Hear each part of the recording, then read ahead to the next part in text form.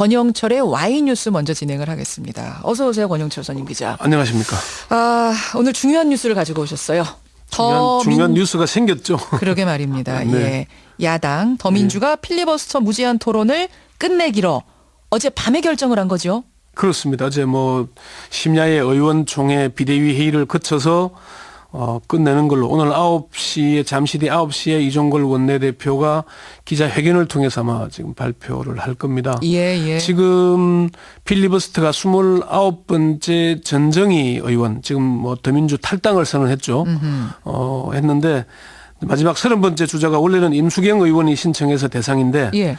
이종걸 원내대표 또는 박영선 비대위원이 필리버스터 토론자로 나서서 마지막 토론자로 이게 중단할 수밖에 없는 이유, 그리고 테러 방지법이 안고 있는 독소 조항들의 문제점, 예. 그리고 새누리당이 끝까지 버텼던 그런 한계들에 대해서 설명을 하게 될 겁니다. 마지막으로 설명을 하면서 종료하는 걸로 예. 이렇게 지금 구상하고 이것도 있는 종료도 거예요. 절차가 있습니다. 무조건 내가 끝내는 게 아니고 예. 토론을 중단한다고 얘기를 하고 예. 의결을 하도록 이 국회 선진화법 그러니까 국회법 106조 2의 조항들에 들어 있습니다. 그 절차들이. 그렇게 되는군요. 예. 이 소식을 아까 전하고 나서 청취자 문자가 들어오는데 나무가 조아님은 민주당 교과서 국정화 때도 뭔가 이를 듯이 장외투쟁을 하다가 얻은 것 하나도 없이 슬그머니 접었죠. 이번에도 또 얻은 것 없이 슬그머니 접나요? 이런 분 계시고요. 7560님 야당 심정이 좀 이해는 됩니다. 하지만 뭐 하나 끝까지 결과를 얻는 게 없군요. 새누리당의 사학법 투쟁하고 비교가 된다. 이렇게 말씀하신 분 계시고 소심 42님도 선거를 위해서라면 더욱 필리버스터를 이어갔어야 했다. 정체성을 분명히 했어야 됐다. 이렇게 실망했다는 분이 계세요. 반면에 4369님은 이쯤에서 박영선 의원 의견에 동감한다. 소수 정당의 한계를 실감한 거다. 이런 의견들이 들어오는데 자, 그러니까 지금 야당 지지층에서는 더 가자란 의견이 있는 가운데에서도 필리버스터 중단을 선택할 수밖에 없었던 이유. 네. 이게 오늘의 와이뉴스죠? 예, 그렇습니다. 그 얘기를 좀 설명을 하고자 합니다. 그러니까 야당으로서는 필리버스터를 통해서 테러 방지법의 문제점 또 국정원의 국민 감시권을 더 강화하는 독소 조항에 대해서 설명하는 좋은 계기였고요. 예. 그동안 국정원 그 전신인 안기부 중정의 잘못된 과거 행태에 대해서 낱낱이 파헤치는 그런 계기였지 않습니까? 그래서 국회 방송이 중계를 했으니까요. 예, 24시간. 그래서 이른바 국정원이 탈탈 털렸다고 할 정도로 네, 그렇게까지 됐는데 예. 그리고 사실 이 필리버스터를 통해서 정치 무관심층들이 정치에 관심으로 돌아오는 계기도 됐고요. 예. 야당 지지층의 결집도 이루어졌거든요. 중앙일보가 테러 방지법안 처리를 막기 위해 야당이 43년 만에 부활시킨 필리버스터 어떻게 생각하시나요? 이런 온라인 투표를 실시했어요. 예. 이게 했더만은 27일까지 무려 12만 명 투표가 이루어졌는데 예.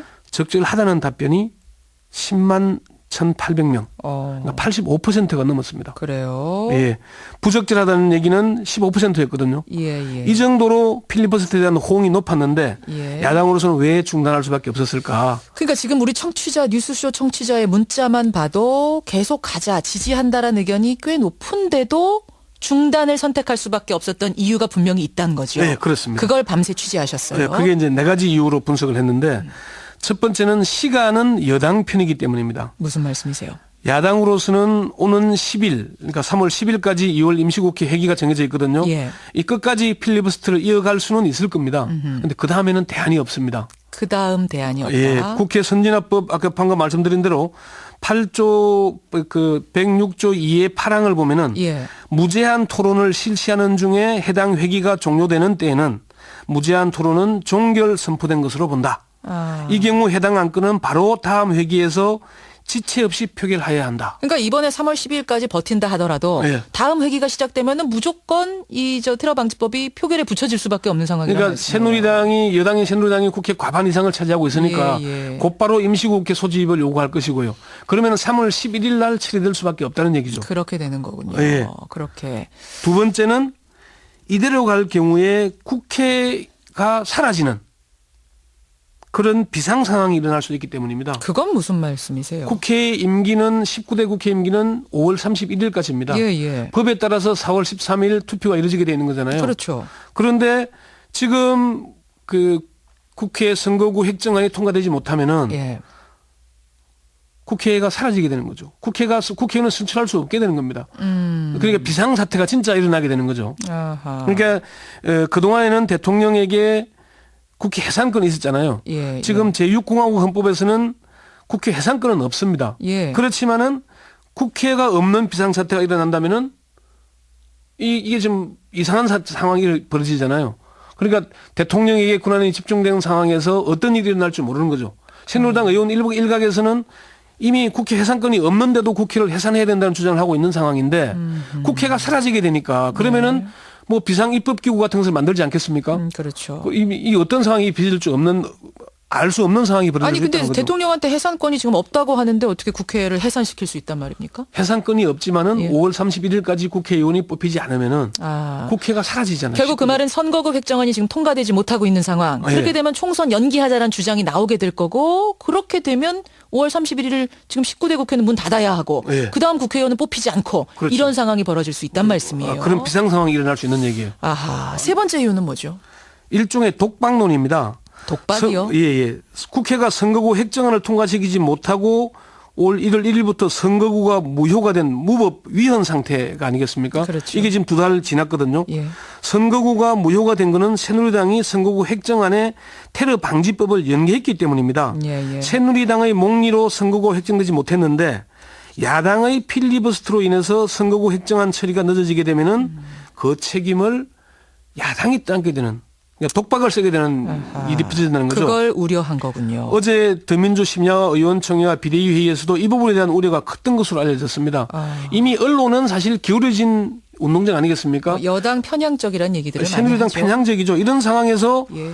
야당이 모든 책임을 떠안으면은 선거를 해보나 마나 상황이 빚어질 수 있다는 거죠. 사실 선거에서 중요한 건 중도층인데 네, 이 편도 그렇습니다. 아니고 저 편도 아닌 중도층인데 과연 그 중도층에게 우리가 어떻게 비춰질 것인가. 네, 그 점이 상당히 컸고요.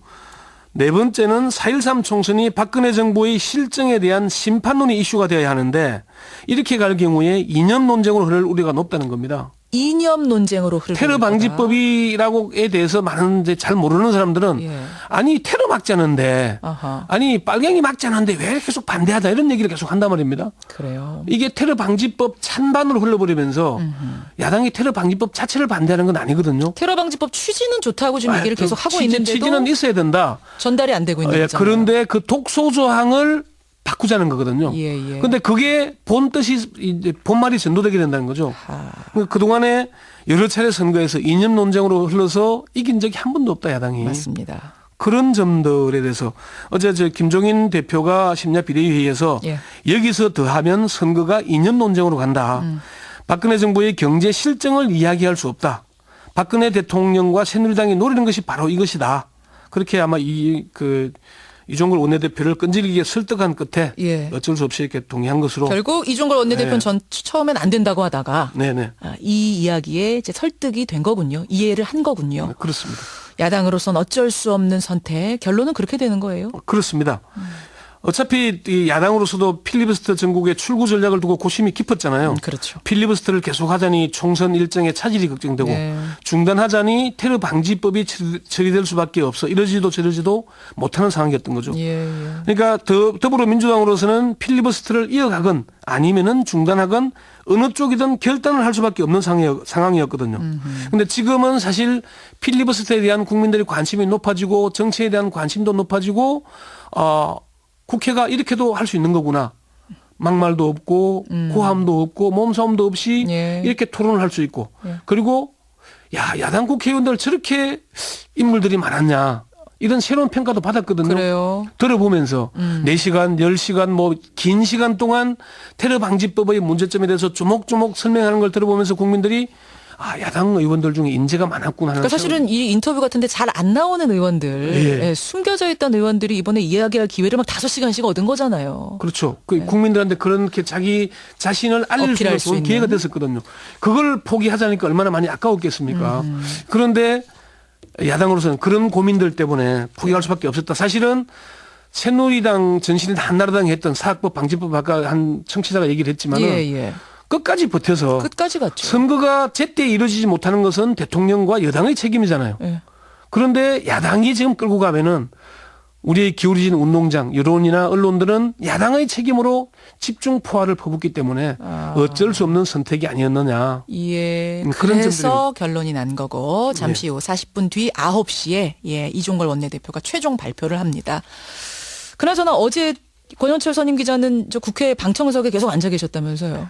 사실 오늘 방송은 이제 필리버스터에 왜 방청객들이 몰리느냐. 이게 원래 주제였어요. 그거 하려고 하셨는데. 예, 그걸 하려고 밤사이에 바뀐 거예요. 그 현장 방청을 해보면서 예. 방청 절차가 어떤지, 방청석의 분위기는 어떤지 그걸 사실 보고 왔죠. 예, 예. 근데 사실 예. 분위기가 어떻던가요? 필리버스터를 보기 위해서는 사실은 국회 방청석보다는 TV로 중계를 보는 게 훨씬 나았습니다. 거리도 멀었고요. 예, 집중도 잘 안 됐고. 그리고 사람들은 어제는 평일이다 보니까 한 방청석이 250석에서 300석 좀 되는데 한 50에서 60명 왔다 갔다 하더라고요. 그래요. 길게 앉아 있는 분도 있었고 왔다 갔다 하기도 하고 젊은 학생들이 많이 있었고요. 예. 근데 그 학생들 얘기도 정치에 관심이 없었는데 필리버스터를 통해서 정치에 관심을 갖게 됐다. 그런 의견들도. 그러니까 사실은 분명히 있었어요. 필리버스터가 살아있는 민주주의의 교육장이 됐던 겁니다. 토론이 이런 거구나. 예. 그리고 상대의 목소리를 끝까지 들어봐야 되는 그런 교육의 장이었다는데 이게 사실 사라진다는 데서는 하나의 아쉬움이 있긴 합니다. 그런데 방청을 하려면은 국회의원의 소개를 받아서 가야 된다는. 그래요? 그것도 아무나 갈 수 있는 게 아닙니다. 국회 방청 규칙을 읽어보면 자세히 예, 알 수 있는데 이제 시간이 다 돼가니까 그 이야기 나중에 한 번 더 자세하게 좀 풀어주시죠. 해볼 수 있으면 좋겠습니다. 권영철의 와이뉴스를 들으면서 의견들도 상당히 많이 들어왔는데요. 요 얘기 잠시 후에 제가 정리해서 여러분 댓글 소개하겠습니다. 권영철 선임 기자 수고하셨습니다. 네.